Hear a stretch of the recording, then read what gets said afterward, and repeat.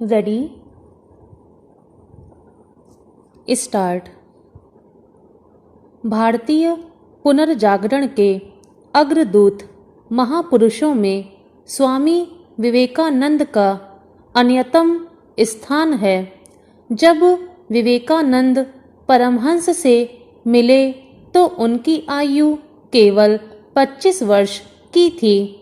परमहंस से उनका मिलना मानो प्राचीन तथा नई विचारधारा का मिलन था।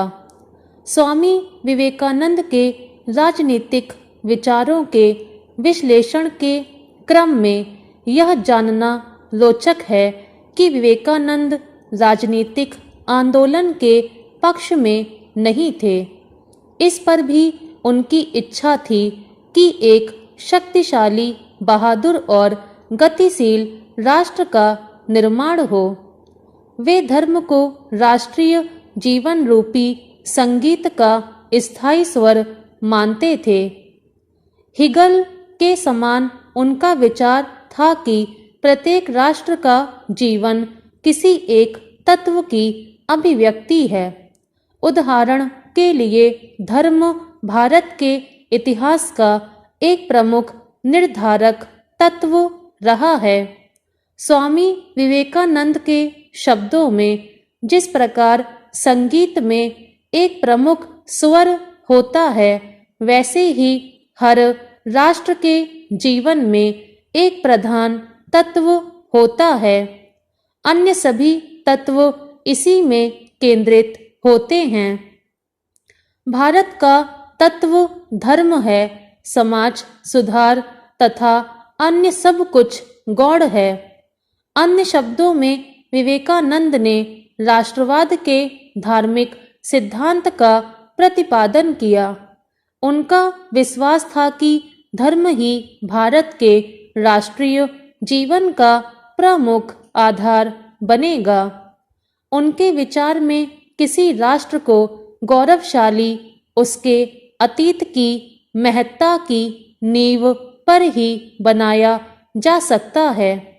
अतीत की उपेक्षा करके राष्ट्र का विकास नहीं किया जा सकता। वे राष्ट्रीयता के आध्यात्मिक पक्ष में विश्वास करते थे। उनका विचार था कि भारत में स्थायी राष्ट्रवाद का निर्माण धार्मिकता के आधार पर ही किया जा सकता है।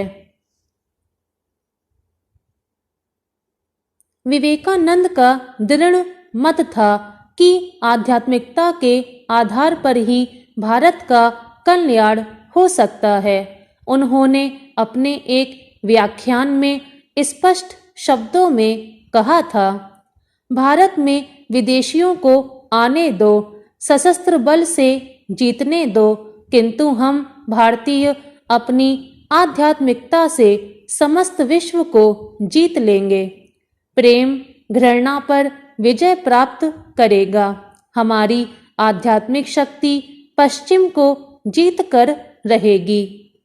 उद्बुद्ध और सजीव राष्ट्रीय जीवन की शर्त ही यह है कि हम दर्शन और आध्यात्मिकता से विश्व पर विजय प्राप्त करें। राज दर्शन के क्षेत्र में दूसरा महत्वपूर्ण अनुदान उनकी स्वतंत्रता की कल्पना है। अखिल ब्रह्मांड में स्वतंत्रता की प्राप्ति के लिए प्रयास किया जा रहा है। स्वतंत्रता आध्यात्मिक प्रगति का मूल है। विवेकानंद के स्वतंत्रता विषयक सिद्धांत अत्यंत व्यापक थे। उनका मत था कि समस्त विश्व अपनी अनवरत गति के माध्यम से मुख्यतः स्वतंत्रता ही खोज रहा है। मनुष्य का विकास स्वतंत्रता के वातावरण में ही संभव है। शारीरिक, मानसिक तथा आध्यात्मिक स्वतंत्रता की ओर अग्रसर होना तथा दूसरों को उसकी ओर अग्रसर होने में सहायता देना मनुष्य का सबसे बड़ा पुरस्कार है। जो सामाजिक नियम इस स्वतंत्रता के विकास में बाधा डालते हैं, वे हानिकारक हैं और उन्हें शीघ्र नष्ट करने के लिए प्रयत्न करना चाहिए। साहित्यकार का दायित्व है कि वह अपनी कृति के माध्यम से लोकाचार और लोकनीति का निर्धारण करे। धर्म, नीति, दर्शन आदि गंभीर समस्याओं का समाधान प्रस्तुत करे। जिस समाज का वह अंग है उसकी आस्था, धारणा, भावना, विचार और इच्छाओं, आकांक्षाओं को अभिव्यक्ति प्रदान करे। समसामयिक समस्याओं और राजनीतिक चिंतन का पथ प्रशस्त करे। केवल मनोरंजनार्थ लिखा गया साहित्य शाश्वत नहीं हो सकता। कला, कला के लिए की भावना से लिखा गया साहित्य चिरजीवी नहीं हो सकता। समाज से दूर, राजनीति से अछूते और जीवन की वास्तविकता से मुंह मोड़कर लिखे गए साहित्य का महत्व तोता मैना की कहानियों से अधिक कुछ नहीं। भारत विश्व का प्राचीनतम राष्ट्र है। इसका प्राचीन साहित्य ज्ञान राशि का अनंत भंडार है। दूसरी ओर विश्व साहित्य में ज्ञान विज्ञान के नए नए तत्व प्रवेश कर रहे हैं।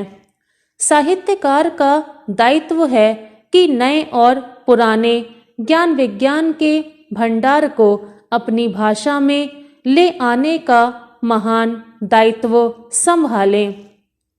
यदि साहित्यकार इस दायित्व की पहल नहीं करेगा तो वह देश की प्रगति में सहायता तो पहुंचाएगा ही नहीं, बल्कि अपने प्रति देशवासियों की उपेक्षा और अवज्ञा के भाव को दृढ़ बना लेगा। राजनीति और समाजनीति हमारे जीवन के उपयोगी पहलू हैं। राजनीति के साथ समाज के प्रत्येक सुसंस्कृत व्यक्ति का व्यावहारिक संबंध है। राजनीति से बिल्कुल अलग रहने की कल्पना शायद कोई साधु सन्यासी ही कर सकता है। समाज में रहने वाला सजग व्यक्ति इस कल्पना को कभी स्वीकार नहीं करेगा। जो समाज में जीता है उसका समाज के साथ संबद्ध होना और उससे प्रभावित होना स्वाभाविक और अनिवार्य है। साहित्यकार का यह दायित्व है कि वह सामाजिक वैमनस्य, असमंजस्य, उच्च श्रृंखलता, अनुशासनहीनता, अनीति और अन्याय के प्रति विद्रोह प्रकट करे। राजनीति के छल कपट, वोट नीति, फूट डालो और राज्य करो की कूटनीति, व्यक्तिवाद की वर्चस्वता, प्रजातंत्र की आड़ में राजतंत्र के कृत्य, भ्रष्टाचार तथा भाई भतीजावाद के प्रति जनता को सचेत करना साहित्यकार का दायित्व है। डॉक्टर विजेंद्र स्नातक लिखते हैं, हिंदी के साहित्यकारों में मुंशी प्रेमचंद को हम उच्च कोटि का समर्थ कलाकार मानते हैं। उनकी रचनाओं में प्रायः तत्कालीन भारतीय समाज तथा राजनीति का वर्णन ही मुख्य रूप से पाया जाता है। जिन समस्याओं को प्रेमचंद ने चित्रित किया है उनका सीधा संबंध सामाजिक वैषम्य तथा भारत की पराधीनता से है।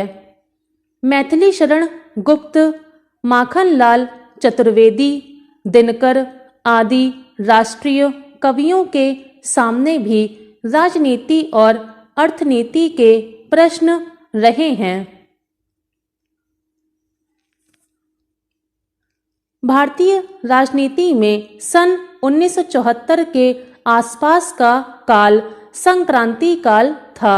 जिसमें लोकनायक जयप्रकाश धर्म ध्वजा को संभाले संघर्षरत थे और सारा देश उनके नेतृत्व में सर्वस्व न्योछावर करने को सन्नद्ध था।